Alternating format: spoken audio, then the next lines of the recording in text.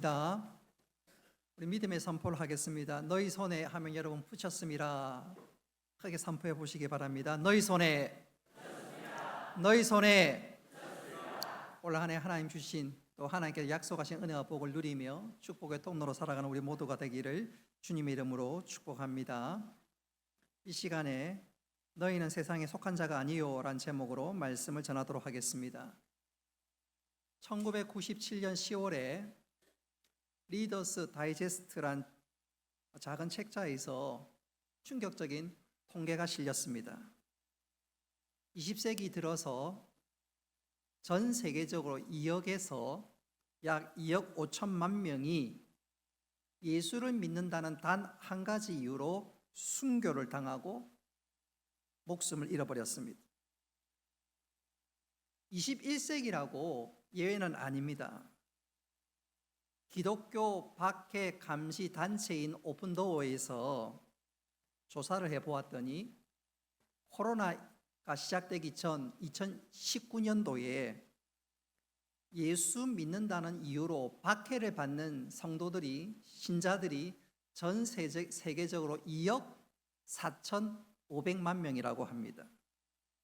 특별히 아프리카 중부에 있는 수단의 경우 인구의 약 5분의 1, 한 20%가 예수를 믿고 한 80% 정도는 회교도들인데, 이 회교도들이 예수 믿는 사람들을 박해하기를 수단의 한 누바라는 지역에는 지난 10년 동안 청장년이 약 50만 명이 순교를 당했습니다.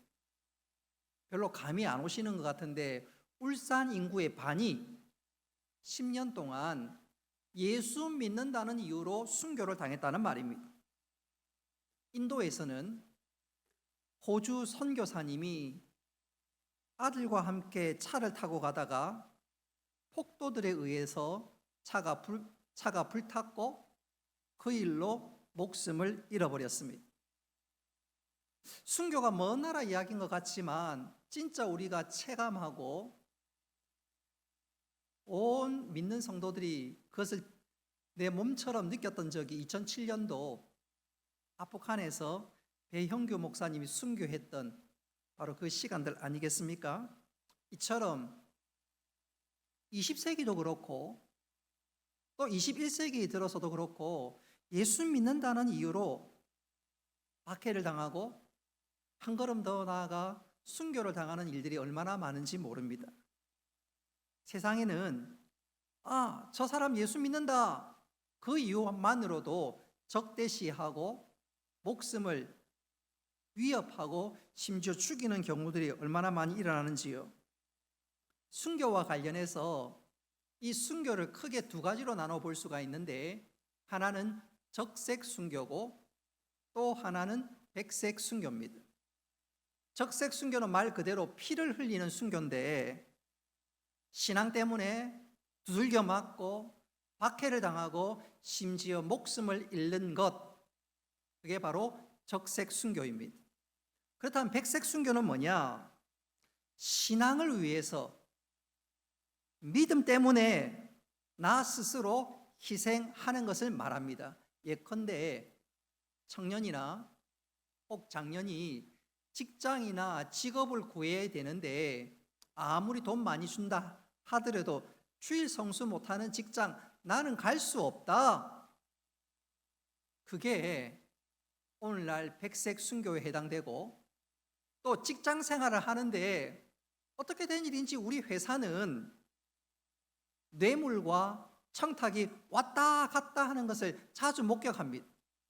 그래서 이건 도무지 안 되겠다 싶어서 나는 그 일을 동참하지 못합니다. 이건 아니잖아요.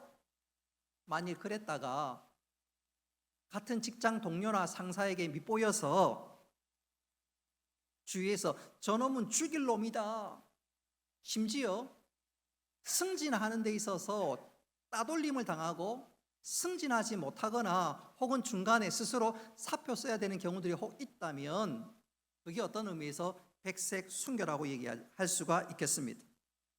자, 중요한 것은 이 세상에서 우리가 믿음대로 살면 어려움이나 핍박을 당하게 되는데 그것은 결코 이상한 일이 아닙니다. 우리 디모데후서 3장 12절 말씀 같이 한번 읽어보겠습니다. 시작. 무릇 그리스도의 예수 안에서 경건하게 살고자 하는 자는 박해를 받으리라. 아멘.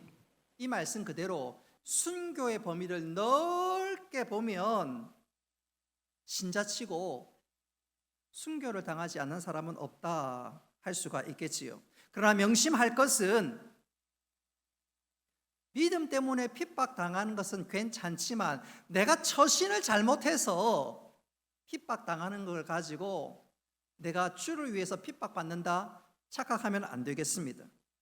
그건 핍박이 아니지요. 예컨대 어떤 여집사님은 허구한 날 교회를 갑니다. 교회에 매일같이 출근 도장을 찍는데 그건 참 귀한 일이라고 볼 수 있지만 집안 엉망입니다. 빨래도 안 해놓고 밥도 제대로 안 하고 그야말로 엉망진창입니다. 그러니까 남편의 불만이 점점점 높아만 갑니다. 그러나 어느 날 남편이 폭발했습니다. 남편이 참다 못해서 폭발하니까 그 여집사님이 목사님에게 목사님 내가 핍박받고 있습니다. 그건요 핍박받는 게 아닙니다. 주부로서의 도리를 잘 못한 것이지 그것 때문에 내가 핍박받는다고 해서는 안 되겠습니다. 또 모처럼 울산 대공원에 갔는데 어떤 할아버지 두 분이 장기를 두고 있습니다. 그래서 옆에서 그거 지켜보다가 훈수를 두다가 뺨을 맞으면 그건 역시 핍박받는 게 아니지요.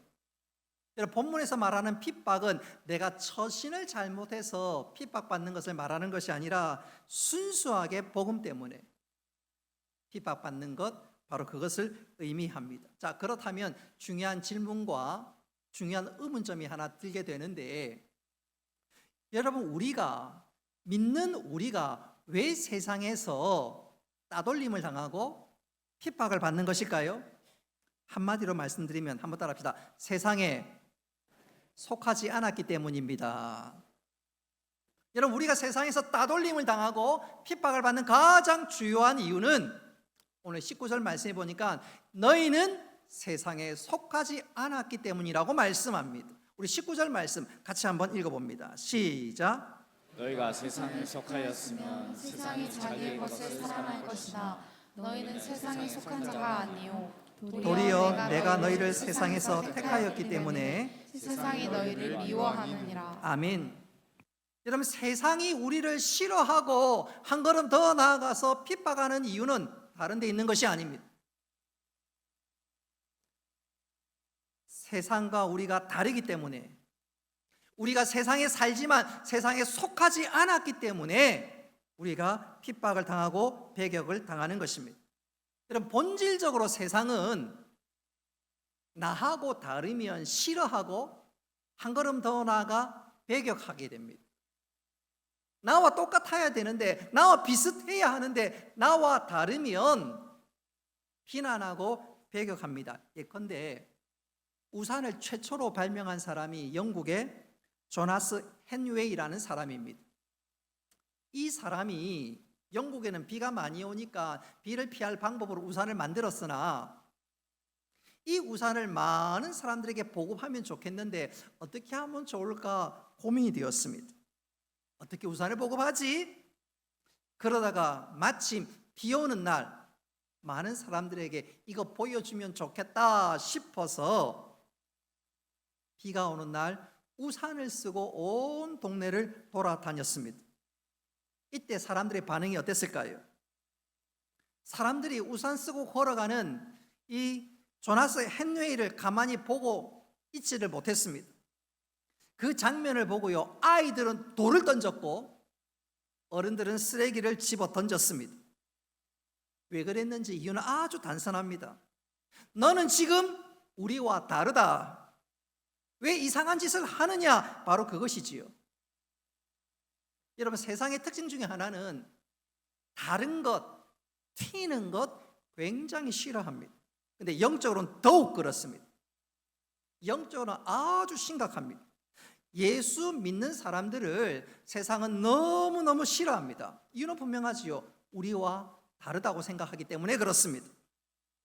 여러분, 불신자들은 예수 믿는 사람들을 보면 굉장히 불편하고 때로는 뭔가 결단해야 되는 요구를 당하는 것 같은 느낌을 받게 됩니다.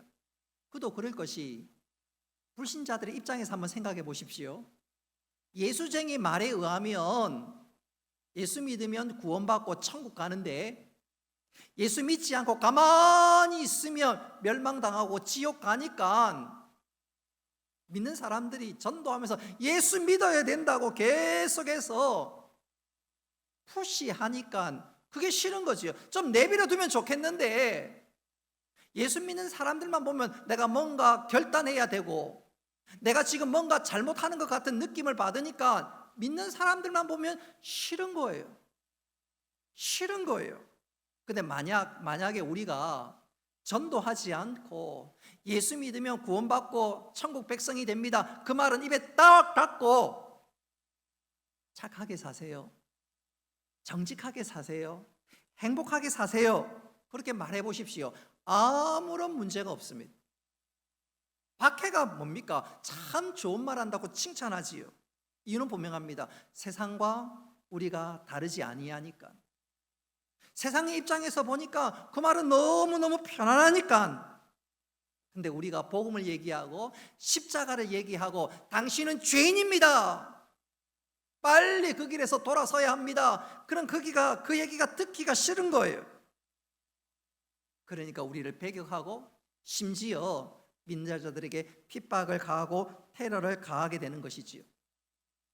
이 말씀을 들으면 우리 중에 그런 분 계셔요. 목사님, 저는 예수 믿는다고 하고 직장 다니는데 저는 아무런 핍박이 없어요.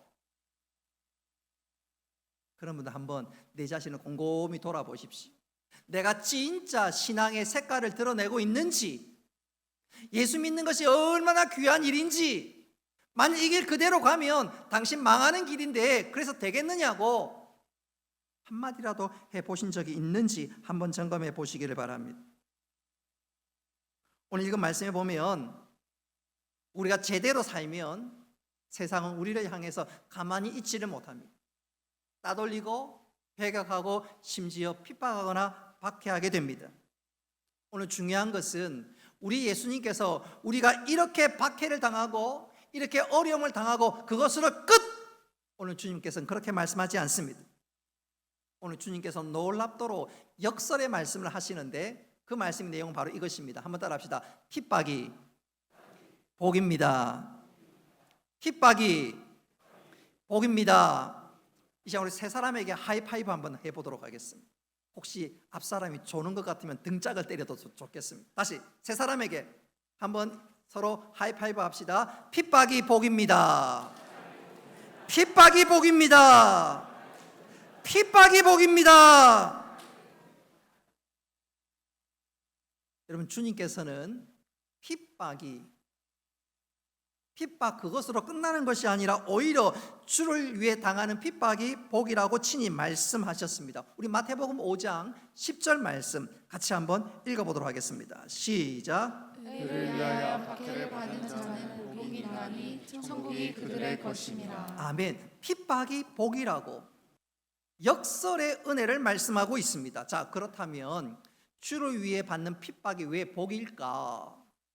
오늘 제가 두 가지를 강조하면서 어떤 시험이나 역경이나 핍박 가운데 흔들리는 것이 아니라 다시 한번 주님의 약속의 말씀을 붙잡고 힘을 내 믿음의 경주를 잘 감당하는 우리 모두가 될 수 있기를 주님의 이름으로 축복합니다. 여러분, 핍박이 복이 되는 첫 번째 이유는 핍박은 내가 천국 백성, 내가 하나님의 자녀라는 분명한 증거이기 때문에 그렇습니다. 마태복음 5장 10절에 보십시오. 의를 위하여 박해를 받는 자는 복이 있나니 천국이 그들의 것임이라 그랬습니다.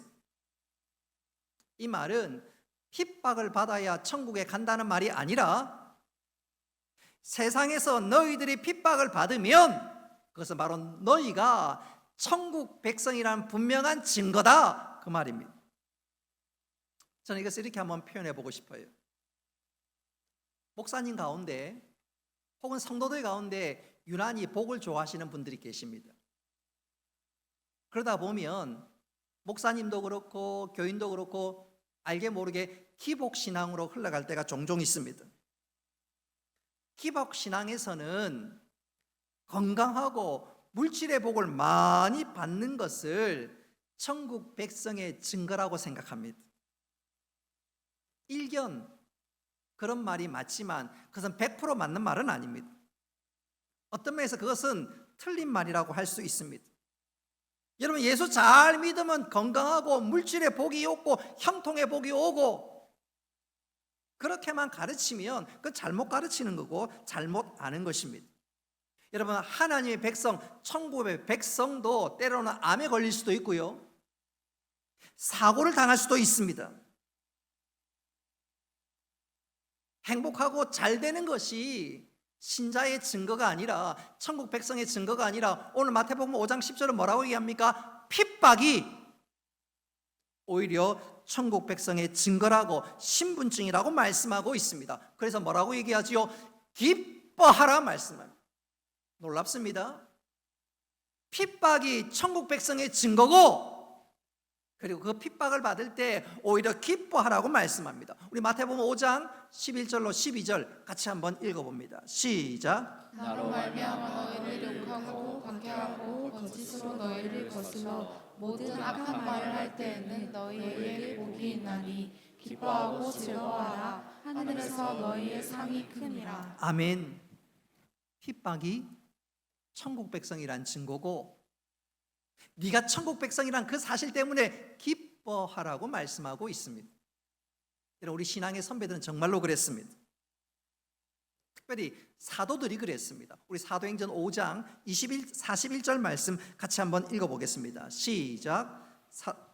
사도행전 말씀이 없나요? 사도행전 5장 41절. 스크린에 나와 있지 않으니까 우리 성경 한번 찾아봅시다. 사도행전 5장 41절입니다.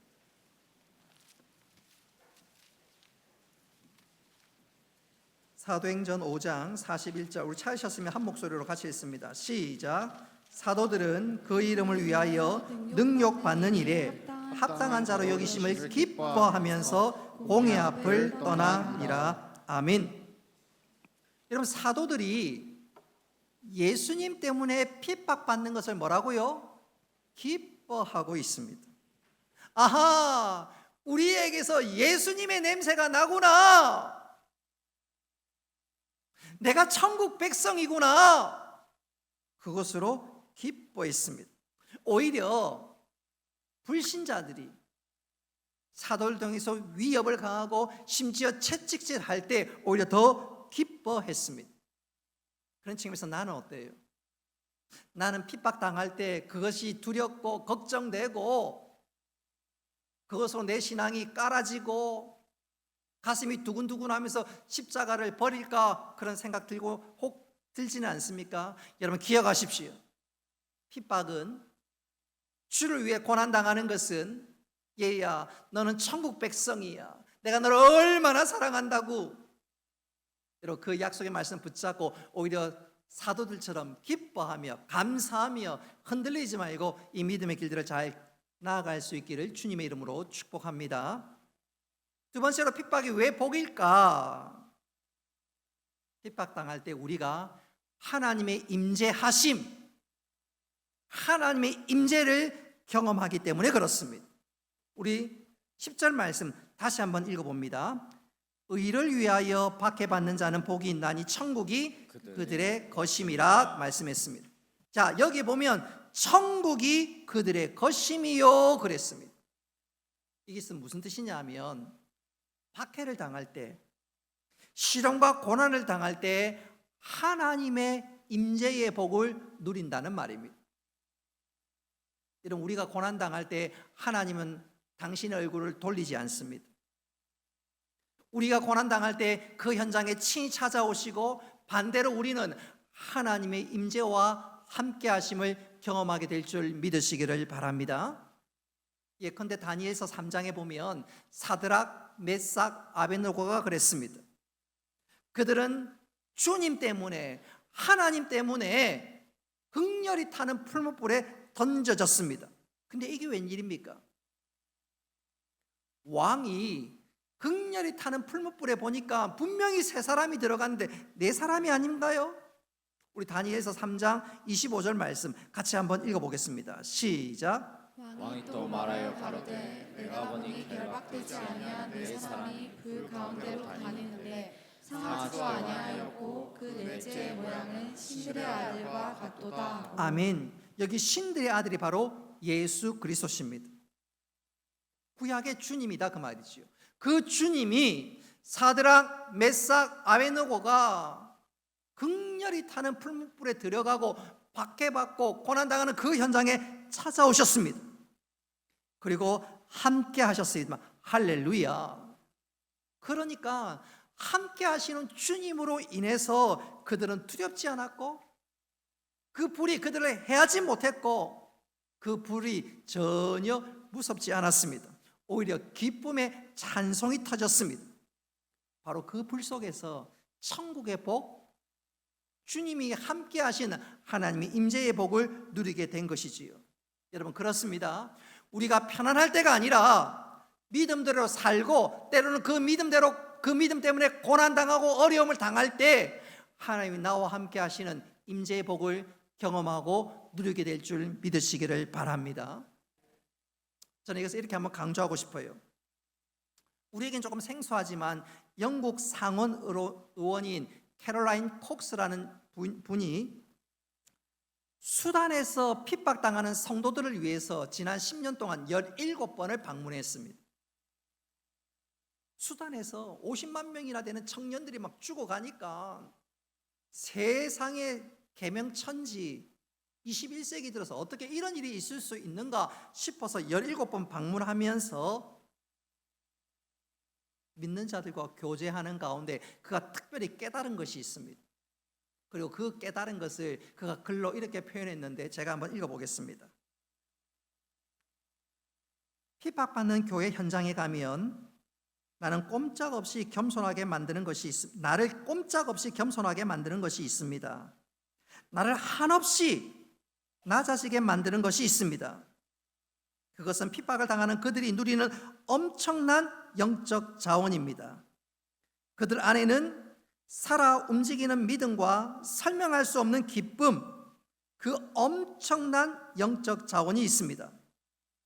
병에 걸려 약이 없어서 속수무책으로 죽어가면서도 먹지 못해 뼈만 앙상하게 남아 있으면서도 그들의 가슴에는 기쁨이 있습니다.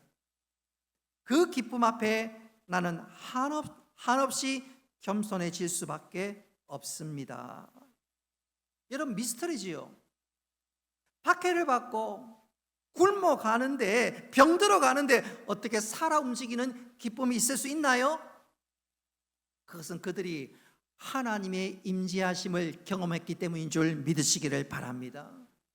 하나님이 나와 함께 하시니까 세상이 줄 수도 알 수도 없는 은혜와 기쁨을 누리게 된 것이지요. 여러분 이 얘기가 먼 나라의 이야기가 아닙니다. 우리의 신앙의 선배들이 진짜 그랬습니다. 일제강점기 시절에 제대로 예수 믿지 못하고 찬송 부르지 못했던 그 신앙의 선배들이 주님과 교제하면서 진짜 이런 은혜를 누렸습니다. 그런 측면에서 저는 이 시간 한 사람을 소개하면서 이제 설교를 마무리할까 하는데, 혹시 여러분 안이숙 여사라는 이름을 들어보셨는지 모르겠습니다. 이분이 일제강점기 시절에 신사참배를 거부하여서 무려 6년 동안 옥살이를 했고, 그 옥살이 하는 동안 믿음의 절개를 지킨 여인입니다. 처녀의 몸으로 감옥에 갇혀서 온갖 모진 고문을 당하고 맞기도 하고 수없는 고생을 당했습니다. 그러다가 마침내 8.15 광복과 함께 극적으로 추록한 성도이지요. 그분이 나중에 책을 썼는데 책 제목이 죽으면 죽으리라. 그 책 서문에 보면 다음과 같은 고백이 나옵니다. 나는 자격 부족으로 실격된 순교자다. 나는 진실로 내 주님 예수를 위해 죽기를 결심하고 나섰다. 그러나 그 뜻을 이루지 못하고 기회를 잃었을 때 너무 서운해서 울지 않을 수 없었다. 순교 당하지 못한 것이 너무너무 억울해서 슬펐다. 세상에 여러분, 이게 이해가 됩니까? 이해가 됩니까? 도대체 무엇이 그녀로 하여금 그렇게 강한 믿음의 여인으로 만들었을까요? 그분은 그의 고백을 또한 이렇게 이어갔습니다. 양순한 양떼 같은 성도가 도살하는 자 앞에서 그 모진 매와 고문에도 아이쿠 소리 한마디 안 하고 견디고 진절머리 참상을 보면서 나는 왜 그랬는지 몰라도 급한 말로 주여 속히 천사를 보내주셔서 이 모든 사실을 사진 찍어주세요. 주여 속히, 주여 속히 하면서 발을 구르며 부르짖었다. 어떻게 저렇게 모진 고문을 당하면서 찬송할 수 있습니까? 어떻게 감사할 수 있습니까? 하나님, 저 희한한 광경을 제발 사진 좀 찍어 놓으세요. 자기 말고, 물론 본인도 그랬지만 주의 믿음의 절개를 지키는 분들이 고난과 핍박을 당하면서도 찬송하고 오히려 주님을 끝까지 붙잡는 그 장면을 보면서 하나님 좀 사진 좀 찍어 놓으세요. 어떻게 그들이 그렇게 믿음을 지키고 믿음의 절개를, 지조를 유지할 수 있었는가? 이유는 한 가지, 하나님께서 나와 함께 하심을 경험하셨기 때문인 줄로 믿으시기를 바랍니다. 그 고통스러운 감옥 가운데 천국이 임한 거지요. 사드락, 메삭, 아벤노고에게 찾아가신 주님이 그들에게 찾아가신 것입니다. 그래서 믿음을 지켰고 오히려 그 위기 가운데서 기뻐하고 찬송할 수 있었던 것입니다. 그래서 이 안희숙 여사는 또한 이렇게 고백합니다. 나는 예수님이 그 어떤 사랑으로 순교자들을 사랑하셨으며 만삭되지 아니한 나 역시 그 어떠한 사랑으로 사랑하셨는지 다 기록할 수 없다. 오늘 안희숙 여사의 글을 보건대 우리는 분명한 한 사실을 발견하게 됩니다. 핍박 중에도 끝까지 주님을 붙잡는 자에게 주님 찾아오시고 임재하시며 한량없는 은혜와 기쁨으로 함께 하십니다. 할렐루야. 그래서 우리가 세상을 이기고 반대로 세상은 믿음의 사람을 감당할 수 없는 거지요.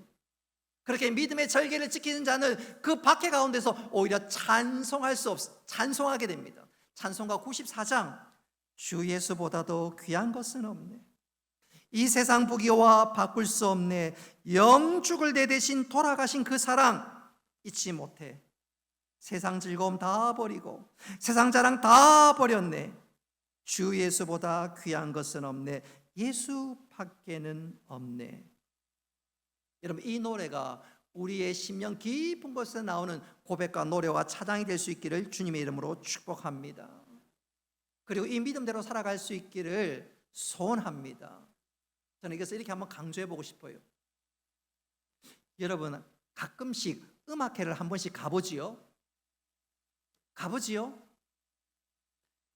그런데 음악회가 한참 진행되는데 중간에 박수 치는 사람 본 적이 있나요? 연주가 한창 진행되는데 소리 지르면서 박수 치는 사람이 있나요? 만일 그런 사람이 있으면 누가 와가지고 관계자가 와서 쉿 그러지 않겠습니까? 여러분, 언제 박수 칩니까? 연주회가 다 끝나고 박수뿐만입니까? 꽃다발도 안겨주지 않던가요? 여러분, 우리 인생도 마찬가지입니다.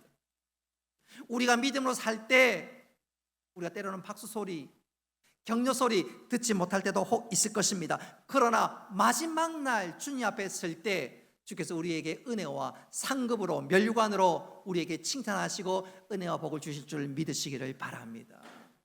우리가 그거 바라보면서 또 밖의 현장에 주님의 임재를 확인하면서 확신하면서 달려나가는 우리 모두가 되기를 주님의 이름으로 축복합니다.